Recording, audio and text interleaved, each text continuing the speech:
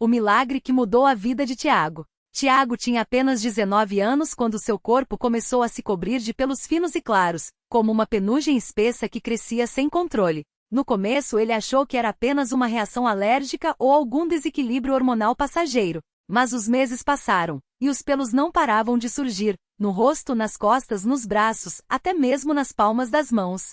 Os médicos, depois de exames e mais exames, deram um diagnóstico que soou como uma sentença: hipertricose lanuginosa adquirida, uma condição raríssima, sem cura conhecida. Pode ser genético, pode ser autoimune, pode ser uma mutação espontânea, disseram. O que importava era que não havia tratamento. Os pelos continuariam crescendo, e Tiago teria que aprender a viver com eles. As pessoas olhavam. Algumas cochichavam. Na faculdade onde estudava administração, os colegas faziam piadas que doíam mais do que qualquer agulha de biópsia. Você é o lobisomem da turma, Tiago? Faz a barba com tesoura de podar? Ele sorria, fingia não ligar, mas à noite, sozinho no quarto, chorava. Sua autoestima desmoronava. Evitava espelhos, usava camisas de manga longa mesmo no calor de São Paulo, e passou a se isolar. Sua mãe, Dona Maria, uma mulher de fé simples mas profunda, via o filho se consumindo e não sabia como ajudar. Reza, meu filho, ela dizia, apertando suas mãos.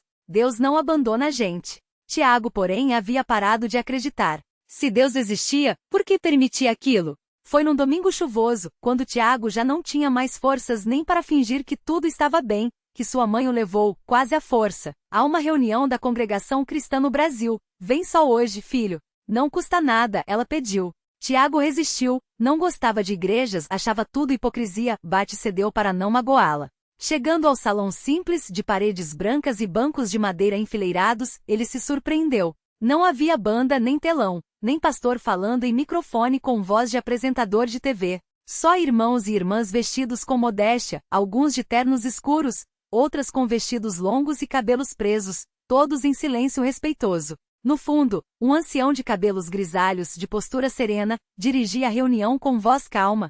O culto começou com hinos cantados a capela, vozes unidas sem acompanhamento de instrumentos, apenas a melodia pura saindo dos corações. Tiago nunca tinha ouvido coisa igual. Era simples, mas havia uma força naquela simplicidade. Quando os irmãos se ajoelharam para orar, ele ficou parado, sem saber o que fazer. Sua mãe puxou gentilmente seu braço. Joelha aqui, filho. Tiago obedeceu mais por vergonha do que por fé. E então ouviu algo que o marcou. O ancião, com voz firme mas cheia de compaixão, disse: Meus irmãos, Deus não olha para a aparência, mas para o coração. Ele conhece nossas dores antes mesmo que a gente fale. Hoje, alguém aqui precisa de um milagre. Não é pela nossa justiça, mas pela sua misericórdia que ele age. As palavras ecoaram dentro de Tiago. Ele sentiu os olhos ardendo, mas se segurou. Não choraria ali. Não na frente daqueles estranhos. Depois da pregação, veio o momento dos testemunhos. Irmãos se levantavam, um a um, e contavam como Deus havia os livrado de enfermidades, de dívidas, de vícios. Uma senhora idosa com as mãos trêmulas, falou de um tumor que desapareceu depois da oração. Um jovem contou como conseguiu um emprego no dia em que já não tinha nem dinheiro para o ônibus. Tiago ouvia cético, mas algo dentro dele começava a se mexer.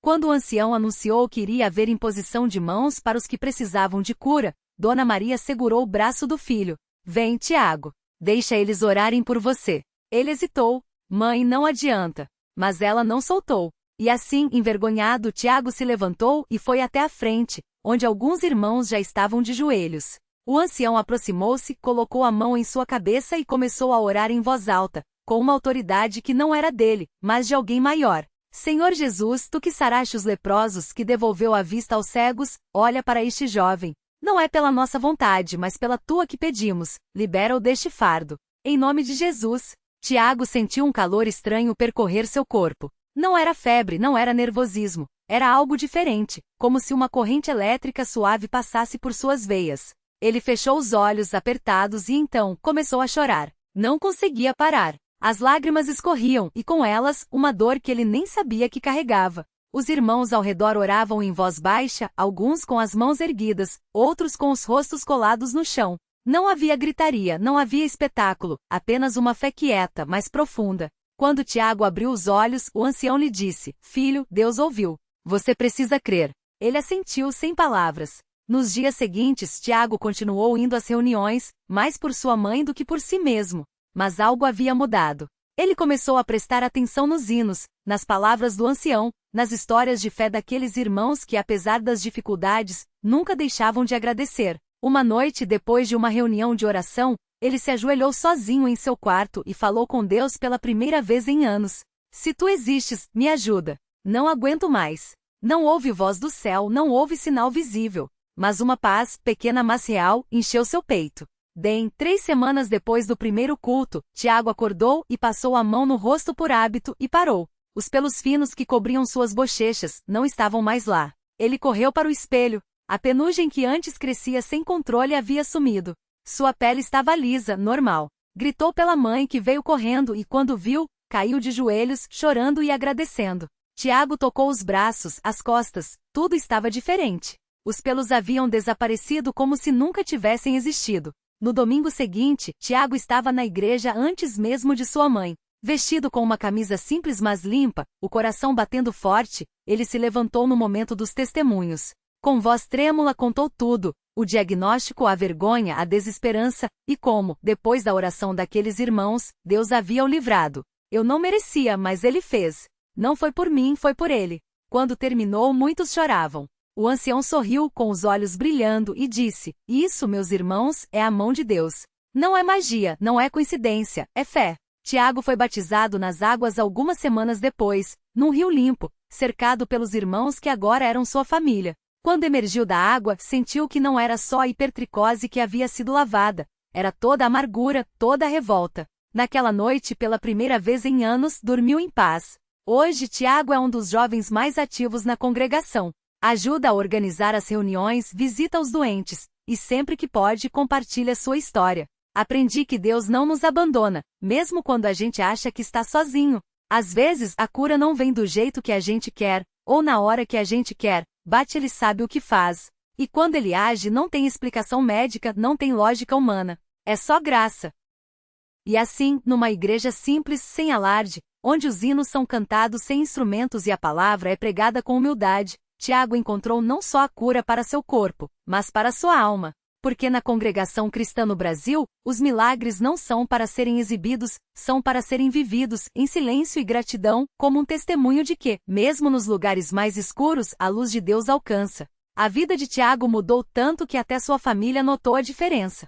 Sua mãe, que antes vivia angustiada com as crises do filho, agora o via com olhos brilhantes de esperança. Eu orava tanto por você, meu filho, mas nunca imaginei que veria esse dia, ela dizia, abraçando-o forte depois das reuniões.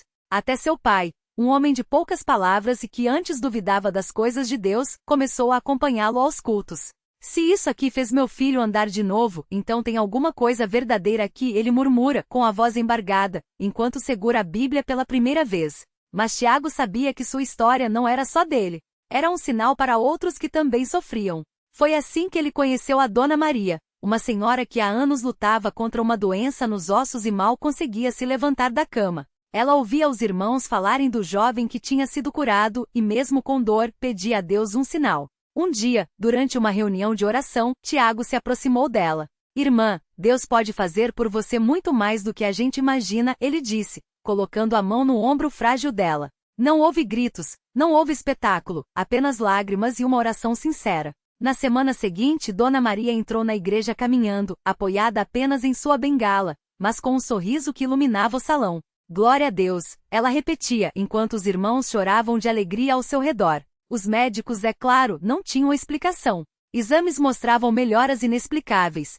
Ossos que deveriam estar fraturados agora se mostravam fortalecidos. Isso não faz sentido, disse um deles, coçando a cabeça enquanto olhava as radiografias. Mas Dona Maria só balançava a cabeça, sorrindo. Não precisa fazer sentido para o homem, basta fazer para Deus. E assim como um fogo que se espalha, outros testemunhos começaram a surgir. O jovem que superou a dependência das drogas depois de um culto de madrugada. A criança que, após anos sem falar, balbuciou Jesus durante uma oração. O homem que, depois de ser dado como perdido pelos médicos, voltou para casa sadio, como se nada tivesse acontecido. Ninguém anunciava esses milagres em jornais ou redes sociais. Eles eram compartilhados em voz baixa entre irmãos, como segredos sagrados, provas de que Deus ainda fala, ainda age, ainda toca vidas onde menos se espera. Tiago, agora com uma fé ainda mais firme, entendia que sua cura não era o fim, mas o começo. Ele passou a participar das visitas aos hospitais, levando não só palavras de conforto, mas a certeza de que Deus ouve. Muitas vezes a gente acha que está no fundo do poço, ele dizia aos enfermos, segurando suas mãos. Mas é lá embaixo que a gente aprende a olhar para cima. E a igreja continuava simples, como sempre foi.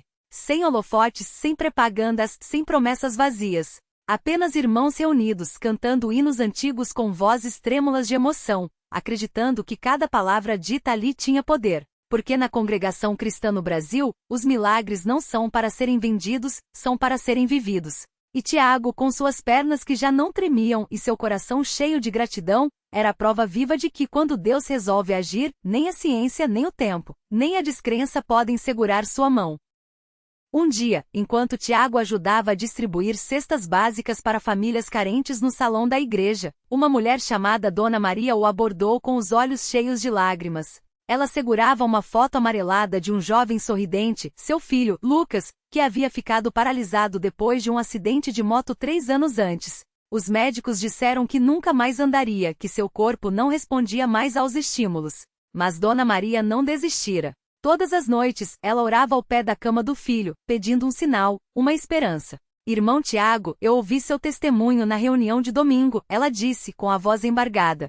O Senhor foi curado, e eu sei que Deus pode fazer o mesmo por meu filho. Mas, eu já não tenho mais forças para acreditar sozinha. Tiago olhou para aquela mãe, cujas mãos estavam marcadas pelo trabalho e pela dor, e sentiu algo se mexer dentro dele. Não era pena, não era apenas solidariedade. Era uma certeza que só quem já havia sido tocado por Deus poderia entender. Dona Maria, a fé não é uma força que a gente tira de dentro da gente. Ele respondeu, colocando a mão no ombro dela.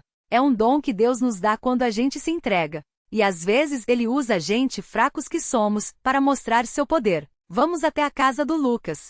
Não prometo nada, mas prometo que vamos orar juntos. No dia seguinte, Tiago, alguns irmãos da igreja e Dona Maria entraram no quarto escuro onde Lucas estava deitado, imóvel, há anos. O cheiro de remédios e desinfetante era forte, mas mais forte ainda era o silêncio, como se até o ar respeitasse aquele sofrimento. Lucas, magro e pálido, mal conseguia abrir os olhos quando Tiago se aproximou e segurou sua mão fria. Lucas, meu irmão, eu também já estive onde você está. Tiago falou baixinho, como se estivesse contando um segredo. Mas Deus não esqueceu de mim, e não esqueceu de você. Hoje nós vamos pedir a Ele que mostre seu amor. Não porque a gente mereça, não porque a gente é forte, mas porque Ele é bom. Os irmãos começaram a cantar um hino suave, Deus é fiel, Deus é amor, enquanto Dona Maria chorava ao lado da cama. Tiago impôs as mãos sobre a cabeça de Lucas e orou, não com palavras bonitas ou cheias de teologia, mas com a simplicidade de quem já viu o impossível acontecer. Senhor, o Senhor sabe o que essa família sofreu. Mas o Senhor também sabe que o Senhor é maior que qualquer diagnóstico, maior que qualquer limitação. Se for da tua vontade, toca neste corpo, restaura estas pernas, devolve a vida a este jovem. Não por nós, mas para que o teu nome seja glorificado. Por um momento nada aconteceu. O quarto continuou em silêncio, exceto pelo choro abafado de Dona Maria. Tiago sentiu um aperto no peito, uma dúvida passageira. Será que desta vez não? Mas então, como um sopro suave, Lucas mexeu os dedos. Primeiro um tremor quase imperceptível, depois um movimento mais firme. Seus olhos se abriram, claros e assustados, como se estivesse acordando de um sono muito longo. Mãe, sua voz estava rouca, quase um sussurro. Sinto minhas pernas. Dona Maria gritou não de dor, mas de uma alegria que não cabia dentro dela.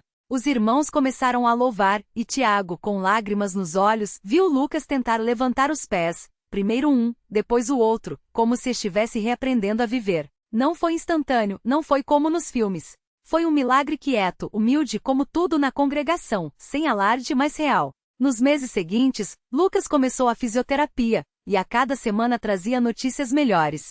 Primeiro conseguiu sentar sozinho. Depois, deu os primeiros passos com ajuda. E finalmente em uma manhã de domingo entrou na igreja apoiado em uma bengala, mas com as próprias pernas, enquanto a congregação inteira se levantava não em aplausos, mas em lágrimas de gratidão. No púlpito, o irmão mais velho, com voz firme mas emocionada, lembrou a todos. Isto não é obra nossa, irmãos. É Deus mostrando que Ele não mudou. Os mesmos milagres que faziam no tempo dos apóstolos, ele faz hoje, não para engrandecer homens, mas para que o mundo saiba que Jesus Cristo é o mesmo ontem, hoje e eternamente. E assim, mais uma vez, a pequena igreja de paredes simples e bancos de madeira se tornou um lugar onde o céu tocou a terra. Não por causa de pastores famosos, não por causa de campanhas midáticas, mas porque ali, entre pessoas comuns, Deus escolheu revelar seu amor, um amor que não desiste, que não se cansa, que transforma vidas quando menos se espera. Tiago, agora auxiliando nas visitas aos enfermos ao lado de Lucas, muitas vezes olhava para trás e pensava em como tudo havia começado, com uma dor, uma oração e a mão de Deus estendida no momento certo. E ele sabia, no fundo da alma, que aqueles não seriam os últimos milagres. Porque onde há um coração sincero e uma igreja que ora, Deus sempre tem mais a fazer. Naquela mesma semana, enquanto Tiago e Lucas visitavam a casa de Dona Maria, uma senhora de 87 anos que há meses estava acamada com fortes dores nas costas, algo inesperado aconteceu. A velhinha, que mal conseguia se mexer, pediu com voz trêmula: "Filhos, me levem à igreja. Quero sentir de novo o cheiro daqueles bancos de madeira, quero ouvir os irmãos cantando. Se for para Deus me levar, que seja lá, onde eu sinto Ele mais perto." Tiago sentiu o coração apertar. Lembrou-se de quando ele mesmo esteve ali quebrado e como Deus o havia levantado. Sem hesitar, ele e Lucas, com a ajuda de 2 irmãos da igreja, carregaram Dona Maria em uma cadeira de rodas emprestada, cobrindo-a com um cobertor bordado pelas mãos da própria irmã que liderava o grupo de oração das senhoras. Quando chegaram a CCB, já era noite. A igreja estava quase vazia, apenas algumas luzes fracas iluminavam o altar. Mas o pastor, que ainda fazia suas orações finais do dia, ao vê-los entrar, sorriu e disse: "Deus sempre prepara o caminho." Ele se ajoelhou ao lado de Dona Maria, impôs as mãos sobre sua cabeça cheia de fios brancos e começou a orar em voz baixa, mas firme: "Senhor, a senhora veio até aqui porque acredita que o Senhor ainda faz milagres. E nós também cremos. Toque neste corpo, restaure estas forças, para que muitos vejam que o Senhor é bom." Foi então que Dona Maria, com lágrimas escorrendo pelas rugas do rosto, começou a murmurar: "Estou sentindo um calor, como se mãos me levantassem." De repente, com um movimento que deixou todos boquiabertos, ela segurou as mãos de Tiago e Lucas, empurrou o cobertor para trás, tremendo não de fraqueza, mas de emoção. Tentou se levantar. Os irmãos a seguraram pelo braço e ela, aos poucos, ficou de pé. Primeiro um passo, depois outro. E então, com os olhos brilhando, Dona Maria andou sozinha até o altar, onde caiu de joelhos, não por dor, mas por gratidão. Naquela noite, a notícia se espalhou como fogo. Pessoas que passavam em frente à igreja pararam, atraídas pela luz que parecia sair de dentro do templo. Alguns entraram só para ver com seus próprios olhos. E viram. Uma senhora que há meses não andava, agora dançava sim, dançava nos braços do neto que a acompanhava, enquanto os irmãos cantavam Glória a Deus nas alturas. Nos dias seguintes, médicos ficaram perplexos. Exames que antes mostravam hérnias graves e ossos frágeis agora não apresentavam mais os mesmos problemas. "Isso não tem explicação médica", disse um deles, coçando a cabeça. Mas Dona Maria, com seu sorriso sem dentes, respondia: "Explicação tem, doutor. Chama-se Jesus Cristo. E Ele está na congada, esperando por você também." E assim, como um rio que transborda, os milagres continuaram. Um jovem viciado em drogas, trazido à força pelo pai desesperado, caiu em prantos durante o culto e entregou sua vida. Uma mãe que há anos não falava com a filha, depois de um abraço no pátio da igreja, reconciliou-se. Até mesmo o padeiro da esquina, que só ia a CCB para vender pães nos dias de festa, começou a frequentar os cultos depois de sonhar 3 noites seguidas com um homem de túnica branca dizendo: "Venha que lá você encontrará paz." Tiago, agora mais envolvido do que nunca, percebia que cada milagre era como uma semente. Alguns brotavam rápido, outros demoravam, mas nenhum caía em terra infértil. Porque ali entre aquelas paredes simples, havia algo que o mundo não podia comprar nem explicar. Uma fé que movia montanhas, um amor que não julgava e um Deus que, todos os dias, provava que ainda fala, ainda cura, ainda transforma. E se alguém perguntasse como tudo aquilo era possível, a resposta sempre vinha no sorriso de quem havia sido tocado: